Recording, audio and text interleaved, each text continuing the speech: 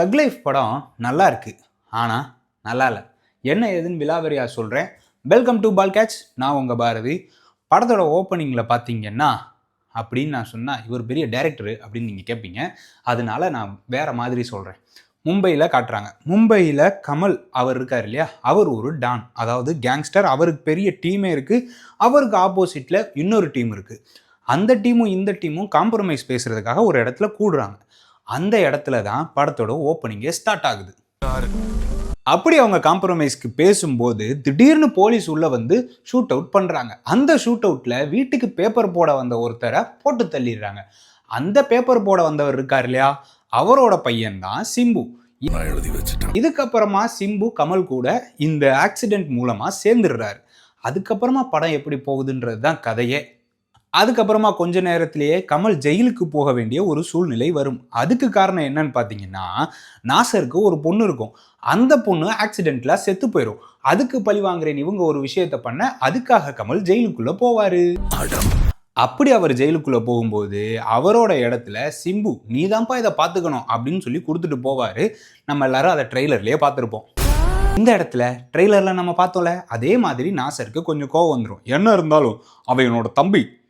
ஆமாம், கமல் சார் வந்து இந்த படத்தில் நாசர் அவருக்கு தம்பி. என்னோட தம்பியாக இருந்துக்கிட்டு உன் கையில் பொறுப்பை கொடுத்துட்டு போகிறான், அவனோட அண்ணன் நான் தானே, எனக்கு தானே கொடுத்துருக்கணும் அப்படின்ற மாதிரி பேசுவார். இதுக்கப்புறமா தான் கதையில் ட்விஸ்ட்டே.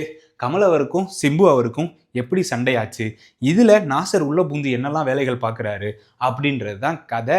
இது வந்து இன்டர்வலுக்கு அப்புறம் நடக்க ஆரம்பிக்கும். அந்த இடத்துல தான் இனிமே இங்கே நான் தான். இது வரைக்கும் நீங்கள் சப்ஸ்கிரைப் பண்ணலன்னா கூட பரவாயில்ல, இப்போவே போய் நம்ம பால் கேட்ச் சேனலை சப்ஸ்கிரைப் பண்ணிக்கோங்க. ஓகேயா, இது ஒரு பக்கம் இருக்கட்டும்.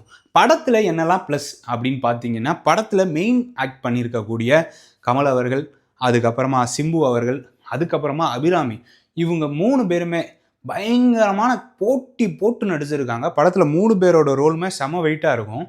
ஆனால் அபிராமி அவர்களோட நடிப்பை அங்கேக்கங்கே மட்டும் யூஸ் பண்ணியிருப்பாங்க. ஃபுல்லாக வந்து கமல் அவர்களும் எஸ்டிஆர் அவர்களும் தான் தூக்கி அப்படி படத்தை ஹல்க் மாதிரி நிப்பாட்டியிருப்பாங்க. படத்தில் உண்மையிலேயே இவங்க 3 பேர் பெர்ஃபார்மன்ஸ் செமையாக இருக்கும். எனக்கு ஏதோ சரியா படல. அதுக்கப்புறம் பார்த்தீங்கன்னா ரவி கே சந்திரன் அவரோட சினிமோட்டோகிராஃபி, ஒவ்வொரு ஃப்ரேமையும் அப்படி செதுக்கியிருப்பாரு. நீங்கள் பார்க்குற எல்லா ஃப்ரேமுமே நல்லா இருக்கே, சூப்பராக இருக்கே அப்படின்ற மாதிரி தோணும். செக்கச்சிவந்த வானம்ல எல்லாரும் இருக்க மாதிரியான ஒரு ஃப்ரேம் இருக்கும். அது பயங்கரமாக பேசப்பட்டுச்சு. அதே மாதிரியே இந்த படத்துலையும் ஒரு ஃப்ரேம் இருக்கும். எனக்கு பர்சனலாக ரொம்ப ரொம்ப பிடிச்சிருந்துச்சு. அப்புறம் 3வது முக்கியமான சம்பவம் யார் பண்ணியிருக்கா அப்படின்னா, நம்ம பெரிய பாய், அதாவது ஏஆர் ரஹ்மான் அவர்கள் தான் பண்ணியிருக்காப்புல. படத்துக்குள்ளே நிறைய ஆர்ஆர் வந்து செமையாக ஸ்கோர் பண்ணியிருந்தாங்க. அதுக்கப்புறம் படத்தில் இருக்கக்கூடிய சாங்ஸ், அது வந்து பிளேஸ்மெண்ட்ஸ் முன்ன பின்ன இருந்தாலும் கூட பாட்டு கேட்க நல்லாவே இருந்துச்சு. ஸோ இது எல்லாம் தான் இந்த படத்தோட ப்ளஸ் பாயிண்ட்ஸ். இது மூலமாக இந்த படம் நல்லா இருக்குன்னு சொல்லலாம். ஏன் நல்லா இல்லைன்னு சொல்கிறேன்றதுக்கு காரணம் இருக்கு ஜி. நானும் ஒன்று இந்த படத்தில் நெகட்டிவாக எனக்கு தோணுனது, எந்த இடத்துலையுமே ஒரு கிரிப்பே இல்லை. ஸ்டோரி வந்து நம்மளை அப்படியே இன்வால்வ் பண்ணி பார்க்க வைக்கிற மாதிரி இருக்கணும். ஆனால் இந்த படத்தில் அதுவே மிஸ் ஆயிடுச்சு. படம் நிறைய இடத்துல நமக்கு விவேகம் படத்தை ரிசம்பிள் பண்ணுற மாதிரியான விஷயங்கள்லாம் தோணும். இது வந்து எனக்கு மட்டும் இல்லை, நான் பார்த்துட்டு இருந்தப்ப எல்லாருமே நிறைய பேர் இந்த விஷயத்த சொன்னாங்க, டே இது விவேகம்டா அப்படின்னு சொன்னாங்க. ஸோ அதே தான் எல்லா படத்துலையுமே இது இருக்கும். அந்த ஒரு கேங்ஸ்டர் மூவிஸ் இல்லை பேக் ஸ்டாப் பண்ணுறது, இந்த மாதிரியான ஸ்டோரிஸ்னாலே இதெல்லாம் இருக்கும்.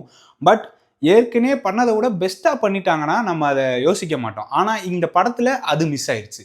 ஸோ நமக்கு நிறைய படங்களை ரிசம்பிள் பண்ண ஆரம்பிச்சிருச்சு. ஏன் ஈவன் மணிரத்னம் அவர்களோட பழைய படங்களே, நாயகன், செக்கச்சிவந்த வானம், இதெல்லாம் வந்து நமக்கு நிறைய இடத்துல தோண ஆரம்பிச்சிருச்சு. ஸோ இது ஒரு பெரிய நெகட்டிவாக தோணுச்சு.